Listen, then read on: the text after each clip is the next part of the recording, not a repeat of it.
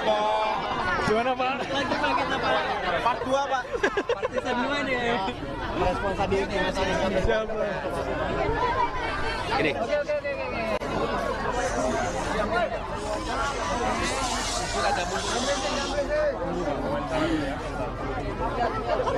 Kasih ruang dikit, kasih ruang sedikit. Nongkrong, kamu nongkrong. Jadi sore hari ini saya memenuhi undangan dari teman-teman Jaringan Rakyat Miskin Kota JRMK di Jakarta yang mengadakan halal bihalal silaturahmi. Ini adalah mitra yang kita bekerja bersama selama ini. Jadi senang sekali bisa tersambungkan, bisa silaturahmi. Selama ini juga silaturahminya jalan terus, tapi biasanya dengan pengurus-pengurus. Nah, sekarang dengan masyarakatnya semua. Nah, terkait dengan aspirasi, saya akan minta Bu Minawati untuk menyampaikan. Silakan. Ya, aspirasi kami ingin Pak Anies maju lagi ke DKI Jakarta, DKI 1. Karena apa? Karena kami sudah mengalami apa yang kami rasakan selama 5 tahun. Keberhasilan banyak kampung-kampung kami yang tadinya tidak diakui, sekarang diakui oleh pemerintah. Nah, selepas beliau tidak menjadi gubernur, kampung-kampung kami kayak mati suri. Tapi kami ingin rindu pemimpin seperti Bapak. Jadi inilah yang kami harapkan kepada Bapak untuk meneruskan lagi menjadi DKI 1, jadi DKI bisa lebih sejahtera. Apakah pertimbangan dan aspirasi ini diterima dengan baik? Oh iya, saya Eni, saya dari salah satu pengurus koperasi Marlina, salah satu anggota JRMK. Kami selama ini kami rasakan beberapa kali pemerintahan DKI Jakarta ya, baru selama Pak Anies menjabat kami dimanusiakan, kami dilibatkan dalam sebuah pengambilan kebijakan lah gitu. Jadi kolaborasi itu betul-betul kami rasakan, gitu, penataan jalan, gitu, perencanaan jalan itu betul-betul dilakukan bersama warga. Dan baru itu kami rasakan 5 tahun kemarin. Nah, kemarin kami juga usung Bapak, kami berharap Bapak duduk di RI 1 agar kebijakannya lebih skupnya nasional. Tapi ternyata kita nggak tahu yang terjadi, sama-sama kita tahulah gitu ya. Nah, ini harapan kami timbul lagi.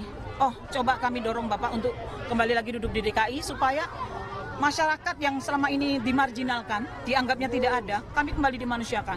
Karena masih banyak banget warga miskin kota yang tidak dianggap keberadaannya. Banyak contohnya seperti kawan-kawan PWKB. Sekarang nasibnya kita nggak tahu bagaimana. Kita nggak bisa ngadu kemana. Kita nggak punya Bapak istilahnya. Gitu.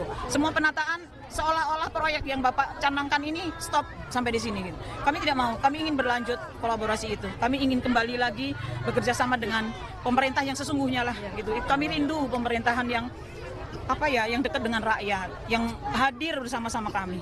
Itu sih. Jadi semasa pemimpinan Pak Heru Budi ini, program-program Pak Anies ini udah stop ya Bu? Sepertinya seperti itu. Birokrasinya susah kami tembus, gitu. Kalau kita dulu setiap bulan kita ada rapat koordinasi dengan Bapak, dengan staf Bapak, gitu. Kita ingin ketemu dengan Bapak itu mudah. Kalau sekarang balai kota itu kayak udah nggak familiar dengan kami.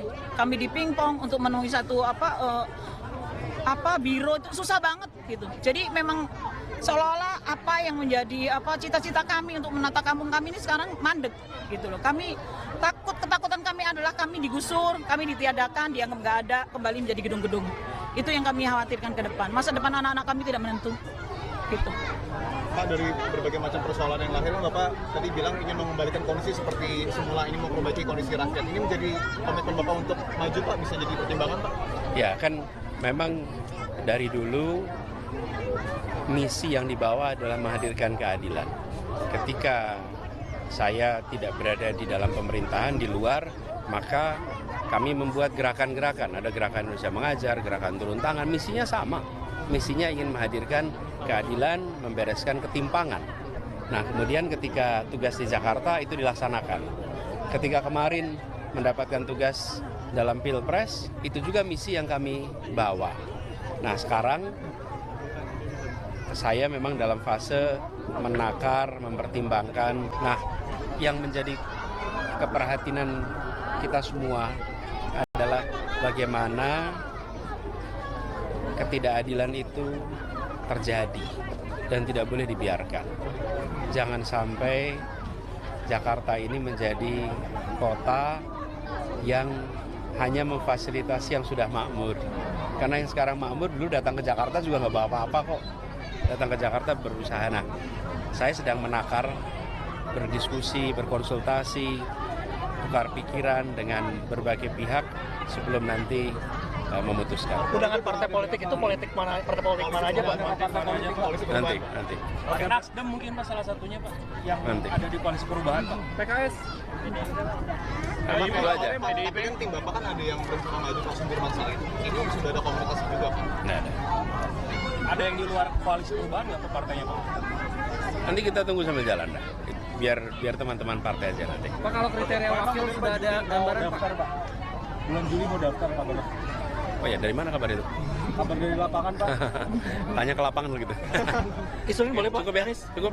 Soal ini Pak, sebagai Menteri Pendidikan di tahun 2014-2015 Pak, mengenai UKT yang saat ini mahal sampai 200% kenaikannya seperti apa sih Pak?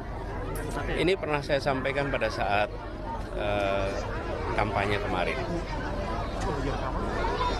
Biaya pendidikan tinggi itu memang mahal. Dan negara harus memutuskan kepada siapa biaya ini dibebankan.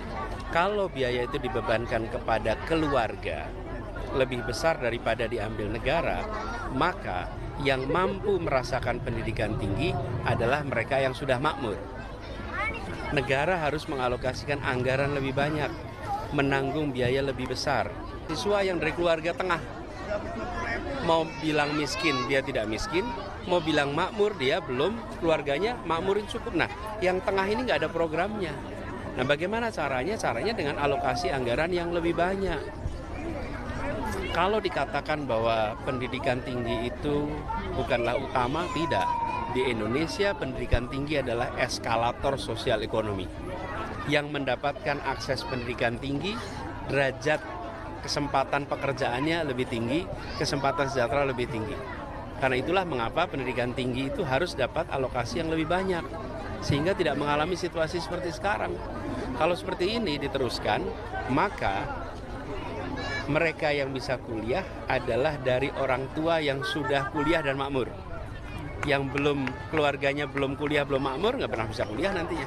Ya, okay? Apa besok panja Komisi 10 DPR digelar nih mengundang Kemenku, Kemendikbud dan juga Kemendagri, gimana tanggapannya nih Abang untuk membahas kenaikan UKT pendidikan tinggi? Sebaiknya dibahas problem fundamentalnya, bukan soal persentase kenaikannya saja. Karena kalau hanya mendiskusikan persentase nggak akan menyelesaikan masalah. Persoalan